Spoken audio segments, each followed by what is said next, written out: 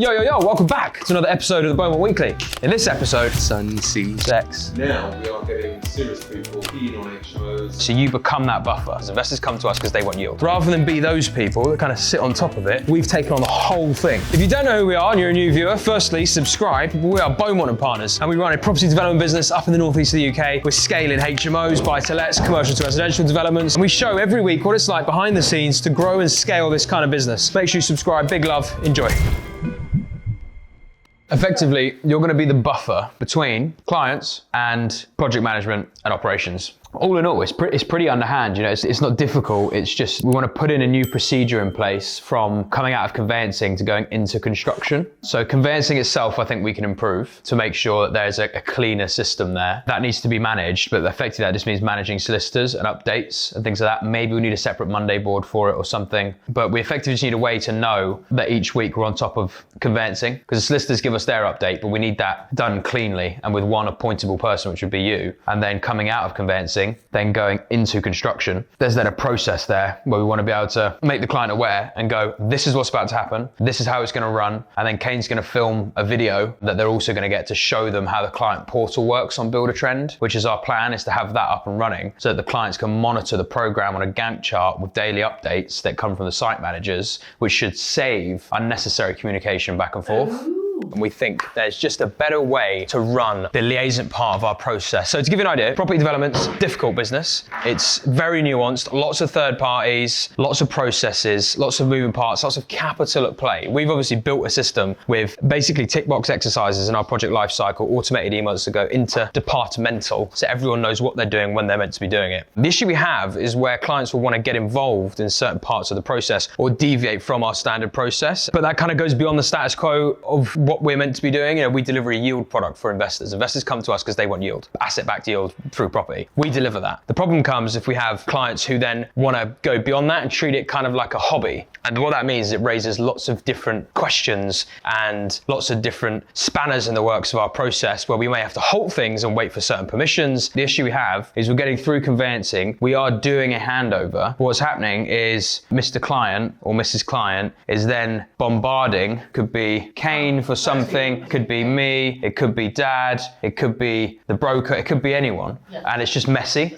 Client needs to come through a filter, which is L for Lynn, and then Lynn can then revert to said person, and then we're filtering through you, which makes the client's life a lot easier. And the reason this is happening is because we're just not setting enough of a precedent at the moment, because we haven't needed to. It's not been as big of an issue, but we're identifying that it's an inefficiency that we can do without by creating more of a system for it, so you become that buffer. So it doesn't mean you need to know all the answers. It just means that you may then email me or let me know, clients ask this and that and whatever, what do I do about it? Or where's the information or something, and I can give you that information. Okay. And then same with Kane, same with Dad, same with whoever else. Yeah. We deliver a yield product for investors. Investors come to us because they want yield. And then, but creating a standard process for that to go, here is XYZ information at this point. This is our, the brochure, specification sheet, and FAQ on things that you may be asking questions for. And then as we get through conveyancing to the back end, there's then a set introduction for the construction process as well. But making it more formalized rather than having a client liaison that's kind of arbitrary, answer any questions, call me anytime sort of thing. It isn't efficient enough. We can be more efficient with it and stick to our timelines better by having not only the right avatar of clientele who just want and appreciate that yield product. They want to put their money in, get it back out, go on to the next one, rather than be involved with, oh, what about this kitchen design there? Or what about this sort of painting on this wall over here? All of that creates questions, it creates bottlenecks in our processes and everything else. We need to wean that out. So we're trying to figure out how to do that now. Buy-to-let property.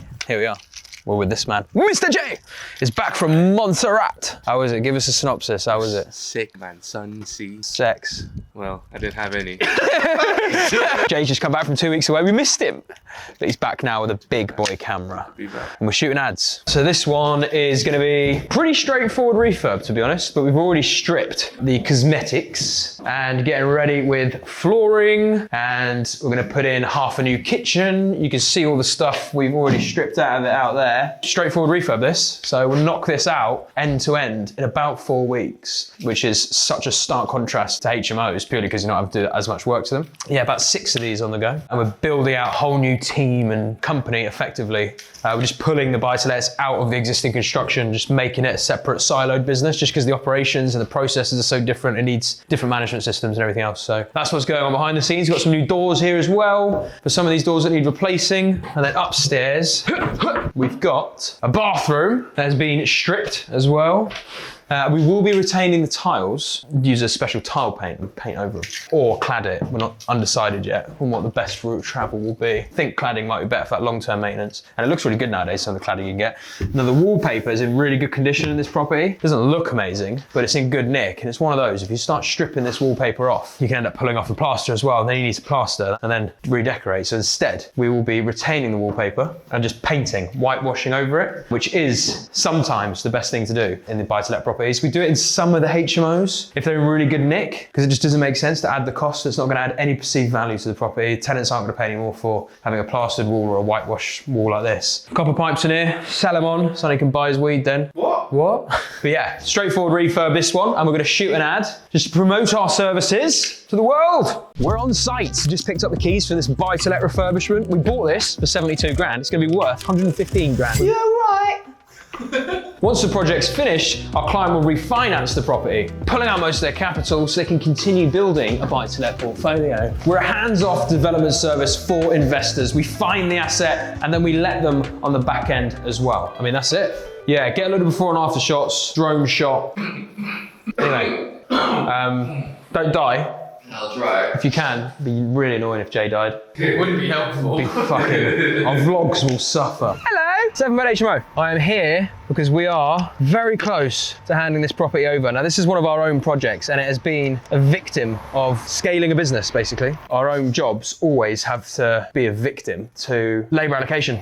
Which is just the natural con of growing a business, right? As you grow, particularly a construction business that is hard cost intensive, labor intensive, if we're scaling beyond our initial capacity, that's where our jobs act as a bit of a buffer. When we have a surplus of lads, we can throw them back on our jobs and we can work them. And then as we're running clients' jobs, we have to prioritize clients' jobs because that's the commercial side of the business. Our own jobs are kind of like a nice to have, accumulate assets at the same time. But it means that these jobs always have to sit on the back burner. So this job is like 3-4 months over program, but we had to drop it because we had to allocate resources to new jobs that we're bringing on, which means we then bring in new lads and new subbies, and then that allows us to scale and give them that continuity of work. It's kind of by design. We sort of have to butcher some of our own sites, which is very annoying. And you know, if we were only running like 5-6 sites, it'd be different, but we're running 20. So we have to have these buffers in labor, because otherwise we can say to lads, yeah, thanks, you've done a really good job, really appreciate it, but we've got no work for you for a bit until we start the next client job. But instead, this way, they've always got a job to fall back onto. But yeah, just the intensity, the nuances, the amount of things that can break. I was speaking to a client this morning because he was like, why is there not more people like you doing this in the space? And I was like, well, there are people that do this, but most of them, what they like doing is charging fees for the sourcing and the project management, and then outsourcing the rest of it to third parties where they have no control, no quality control, no time and duration control. That's what most people do. They'll do the sourcing and the project management bit, but they won't vertically integrate and take on the risk of staff and forward funding that staff,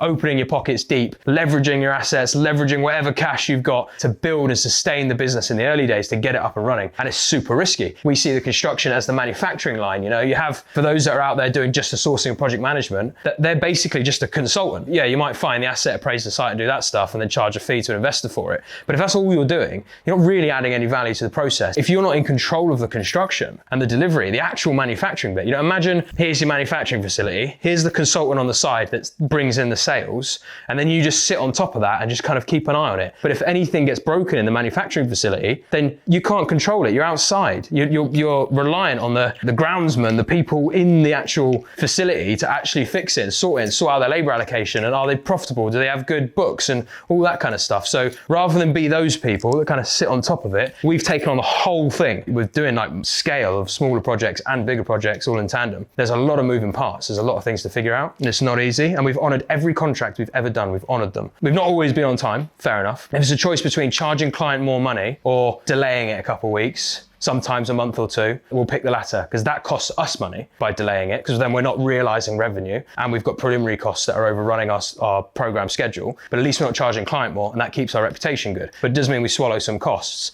We've had to do that multiple times to grow this business, but we're now sustaining the business. The business is now stabilizing, which is exactly what we wanted this year. It's just stabilize, stabilize, stabilize. And we're tackling that quite sensibly, to be honest. Not much generally to go over this month. I think it would just be good if we could just go through, do the normal numbers, and then maybe just highlight anything that we think could be useful for everyone to know, whether there's like progress particularly in that like department, or if there's just issues or anything we think we should maybe bring up and discuss together. Because other than that, things are moving sort of the way we want them to. So we've had better quality, so the calls are much better, rather than generally someone coming through just saying, well, in a few years' time I might be inheriting some money and I wanted to know my options. Now we are getting serious people keen on HMOs, they're switched on, we're engaging. It's not suitable for everyone, but then they pick up on the buy-to-let and say, well, yeah, I can do 100. So we've actually got a product range, which is also why getting good clients through, focusing on them and having the time to focus on them is very positive. Take off the OPEX, so 25% operational costs, and attribute the same yield. So effectively, that deduction in that OPEX, we're not getting any uplift on, and that's bringing down values, what could be like 50, 70 grand. So it's something to look out for, but that's just one valuer. So we'll wait till we have a load more land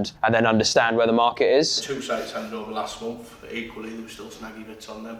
Carpets to stretch, I think there's a couple of blinds missing at Westbourne still. The highest we could get was 2.1, there's still 2.2. So there's 100 mil left at the bottom, but we'll address that. Like I said, we'll get them sourced. And we're done. Monthly meeting, good, catch up with everyone. I mean, yeah, we're just firing on all cylinders at the moment. Everything's just, which is good, but it's stabilizing. It's, everything's falling into the lines and falling into the processes that we want. There's a couple of different handovers as we move different team members around into different job roles and just refining job roles better. It's the nature of scaling. You end up with a staff member who's performing maybe 3, 4 multiple key functions, and then as that kind of gets to a critical mass, that they then need to kind of abdicate some of those job roles and we give them to someone else, and we need to bring in a new hire and just reshuffle around, and that's the process we're continuously sort of going through and developing until we have all those established departments, roles, management, etc. But importantly, we're extracting the reporting data that we need as well from each department. So that's good. And another record month, 11 deals over the line. So happy days. So 8-bed HMO, cracking on nicely. It's what we like to see, It's what we like to see. But anyway, big love. Make sure you subscribe and share this content, Share it with people you think might find it interesting. I think me and Sonny were talking the other day, and I think we are the only people, or at least some of the only people, that actually show what we do and don't just talk behind a camera trying to sell training courses and stuff. Like, we are actually active and showing as much as we can what it's like to actually do development. But yeah, it just annoys me seeing all these people online yarping on like, on this, on that, and I'm like, you're stood behind a camera talking about like a mortgage or like how to invest in buy-to-let. I'm like, show me your sites, show me what you do. Screw the charlatans, Don't watch the charlatans. Watch people like us who are actually doing it, and actually subscribe. All right, see you next time.